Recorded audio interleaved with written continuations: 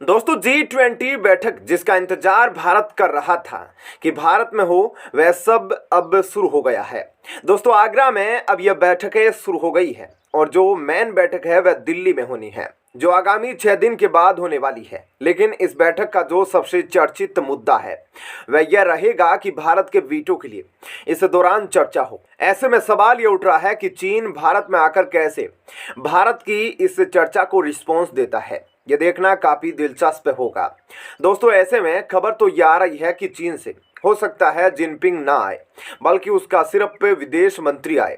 लेकिन आपकी जानकारी के लिए आपको बता दे, जब G20 की मेन बैठक होगी तो दिल्ली में जो होने वाली है, उस मेन बैठक में हर राष्ट्र के जो सबसे बड़े लीडर होते हैं उनका आना कंपलसरी होता है। मतलब कि जो पीएम या प्रेसिडेंट है, ऐसे में ऋषि सुनक, जो बाइडन, रशियन प्रेसिडेंट, ये सभी आने वाले हैं। लेकिन जिनपिंग का आना इसमें सबसे ज्यादा इंपॉर्टेंट है, क्योंकि इस बार भारत जोरदार तरीके से अपनी वीटो की मांग करेगा और इस वीटो पर मोहर भी लग सकती है कि भले ही यूएनएससी में मिलेगी, लेकिन यहाँ पर 80% क्लियर हो जाएगा कि भारत को वीटो मिलेगी या नहीं।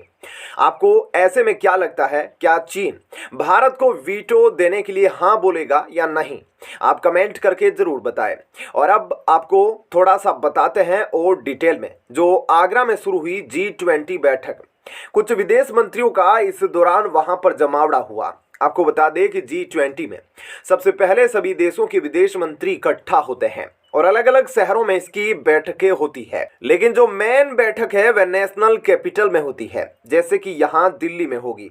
उस बैठक में सभी 20 देशों के प्रधानमंत्री और राष्ट्रपति यहाँ पर इकट्ठा होंगे। अब आपको थोड़ा सा रूबरू करवाते हैं, जो आगरा में बैठक हुई वहां पर शहर को कैसे सजाया गया था और उस सम्मेलन में क्या कुछ हुआ। दोस्तों इस वक्त उत्तर प्रदेश की ताज नगरी को एक दुल्हन की तरह सजा दिया गया है। गली हो या चौराहा, सबकी सजावट देखने लायक है। इस वक्त ताज नगरी आगरा जगमगा उठी है और ताज नगरी को विदेशी मेहमानों के लिए खासतौर पर सजाया गया है, क्योंकि हाल ही में आगरा में G20 की पहली बैठक हुई है, जिस दौरान G20 के विदेशी मेहमान आगरा पहुंचे थे।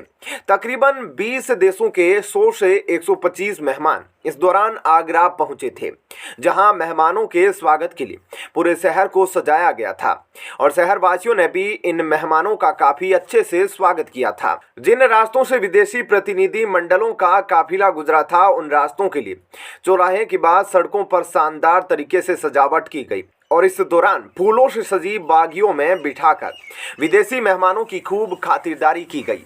आगरा के खेरिया मोड़ चौराहे पर विदेशी मेहमानों का पहला स्वागत किया गया और इस दौरान विदेशी मेहमानों के स्वागत के लिए चक्री डांस, मारवाड़ी, राजस्थानी कलाकार नृत्य का आयोजन किया गया था और साथ ही सड़क के दोनों ओर लोग हाथों में रंग बिरंगे गुब्बारे और तिरंगा लेकर मौजूद रहे।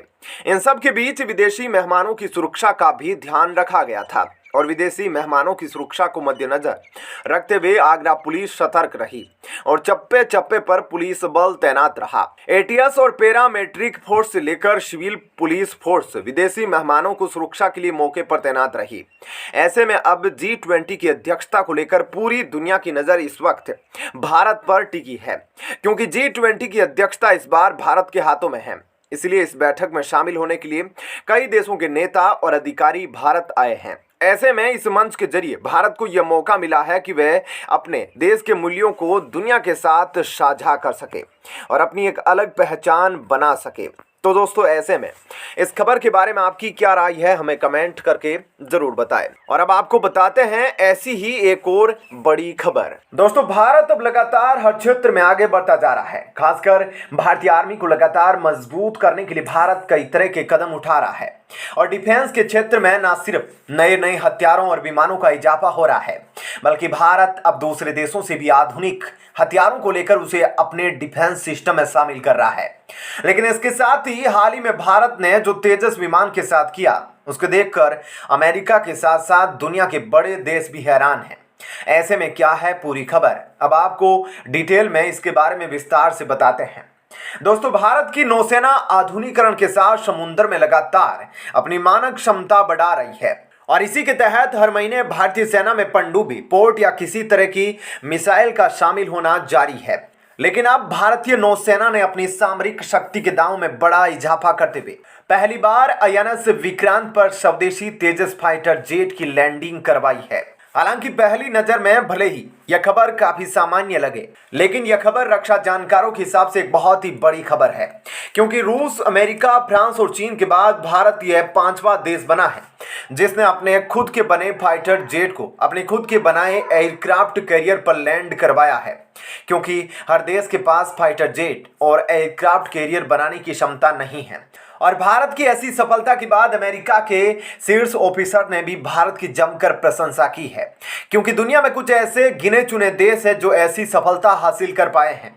और ऐसी सफलता के बाद यह तय हो चुका है कि भारत भी नौसेना को कम से कम सिंगल इंजन के फाइटर जेट के लिए किसी विदेशी फाइटर जेट की आवश्यकता अब नहीं होगी। वहीं नौसेना का कहना है कि भारत ने आईएनएस विक्रांत पर लाइट कॉम्बैट एयरक्राफ्ट की सफलतापूर्वक लैंडिंग करवाकर जो सफलता हासिल की, वह सफलता भारत के लिए एक मील का पत्थर साबित होगा। और भारत ने पूरी दुनिया को यह दिखा दिया कि अब भारत भी स्वदेशी वाहन पोत के डिजाइन का विकास, निर्माण और उसका संचालन करने में पूरी तरह से सक्षम है। और अब भारत अपने फाइटर जेट को अपने एयरक्राफ्ट कैरियर पर लैंड कराने में सक्षम है। वहीं भारत का भविष्य तो केवल भारत में बने फाइटर जेट ही तय करेंगे। दोस्तों, साथ ही भारत ने अब अपनी सैन्य तकनीक को पूरी तरह से बदल कर रख दिया है। दोस्तों, दोनों मोर्चों पर जो हथियार तैनात हो रहे हैं वे अधिकतर भारतीय तकनीक से बने हथियार हैं, फिर चाहे यह वायुसेना के हथियार हो या फिर थल सेना के। और सबसे गर्व करने वाली बात तो यह है कि भारत दुनिया के सबसे एडवांस हथियार, जो चीन और अमेरिका से भी एडवांस होंगे, उन्हें लगभग तैयार कर लिया है। इसी कड़ी में तेजस मार्क 1 तैयार हो चुका है। भारत ब्रह्मोस 2 हाइपरसोनिक मिसाइल पर काम लगभग पूरा कर चुका है। तेजस मार्क 2 पर भी काम हो रहा है और 5वीं पीढ़ी का योद्धा एम का भी अंतिम चरण में है।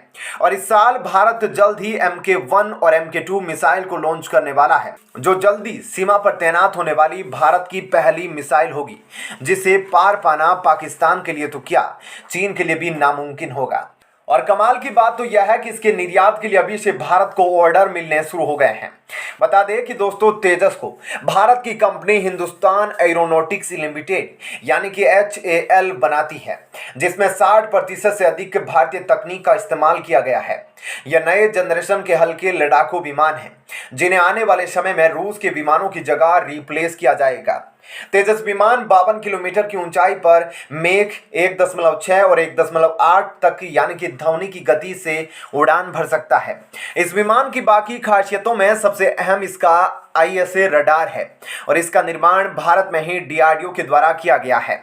और अगर इसे लड़ाकू विमान के तौर पर इस्तेमाल किया जाए तो यह न सिर्फ हवा में मौजूद लक्ष्य की जानकारी देता है, बल्कि जमीन और समुद्र में मौजूद लक्ष्य की जानकारी भी देता है। तो दोस्तों, ऐसे में इस खबर के बारे में आपकी क्या राय है, हमें कमेंट करके जरूर बताएं।